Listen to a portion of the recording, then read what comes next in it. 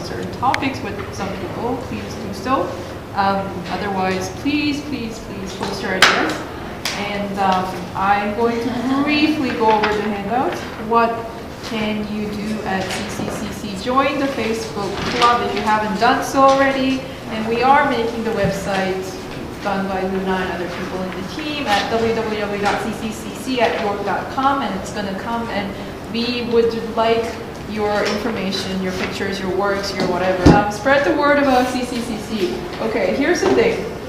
Our club is only as good as the variety and the number and the quality of members we have.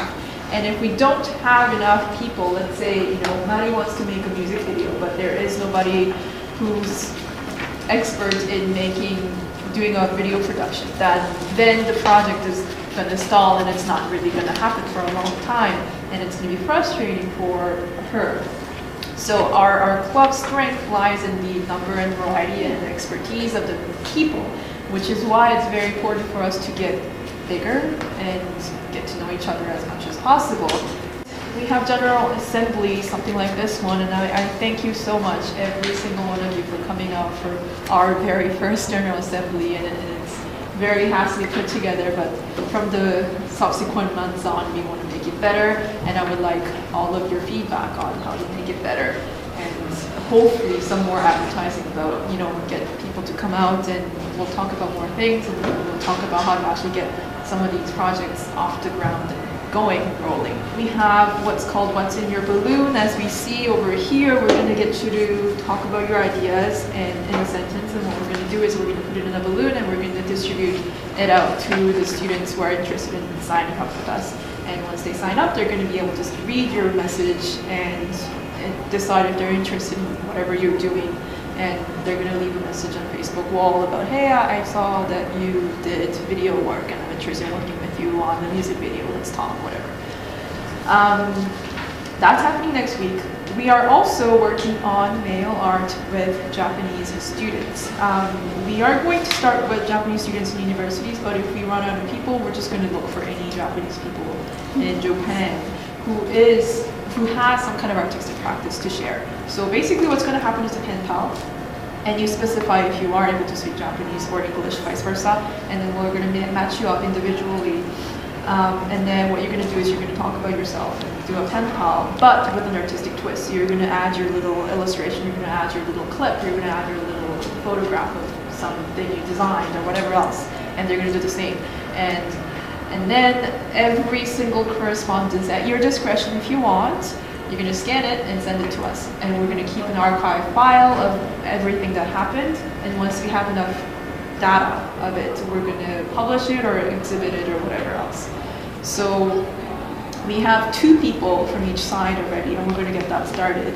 But we're going to continue advertising this project, and we would really love volunteers on this. Madi and Toshiya are in charge right now, so if you are interested, talk to them about if you want to volunteer or want to participate, let them know.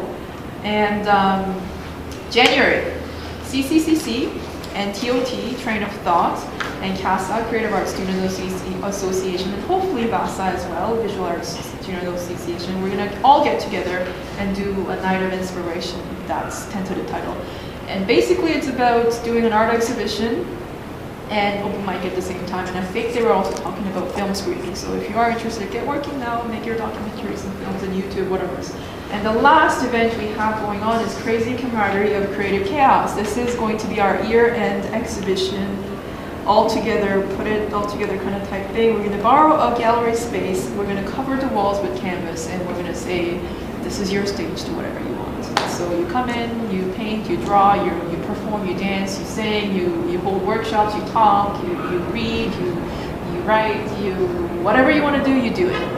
And we are going to archive the whole thing, take photographs, take videos, whatever, and then however long the duration of the show is going to be, it's going to be up. And at the end, we're going to celebrate everybody's collective efforts and keys to successful collaboration and how to successfully plan an event. Event planning and collaboration and doing your project is, believe it or not, a lot harder than you think.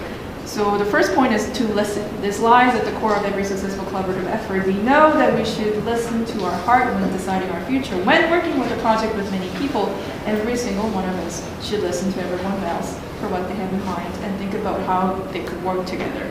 Second, do not propose an idea unless you're committed to executing it. Like one of the things that I found while running this club for a few months now, because we started it sometime in summer, we like to talk about our projects, and it's good to dream big and talk about our inspirations and thoughts and dreams, but it gets really tiring if all we do is talk about it for months and end. If you really want to do something, think realistically about your skill sets, your time, your availability, and the kind of people you have around you, what kind of resources you could put together, and really realistically think about whether or not you can do this. Once you set a goal that's realistic, that you want to do, this is how you're going to go about it. Make a timeline, very important, because a lot of people are involved in your project. We need to know what everybody's availabilities are and what people are able to do what, when, and that as a leader is your job to coordinate together. And as a lot of us have different obligations like job, school, and other things, this is going to be primary for you to do. Communicate is obvious, I would think. Delegate, very important. This is a very dangerous trap into which a lot of capable students and people fall because they're so capable they think they can do everything. What actually ends up happening is they get stressed out and lose balance in their daily life, and poor quality project ensues if it ever gets finished. Not good. General rule of thumb is this: if somebody else could do it, delegate it. And if there's something that only you can do that's not a good idea, teach somebody else ASAP. The basic idea, it might sound counterintuitive, but basic idea is you want to make yourself dispensable. Think about if can this project go on without you? And your goal is to continue to make it so that it could go without you. And what this actually sets up is a dynamic learning process where you learn new things constantly, and you're teaching other people about what you've learned, and these people learn, and then these people teach other people. And so all the knowledge gets refreshed over time, instead of everybody doing the same thing over time and getting really sick of what they do.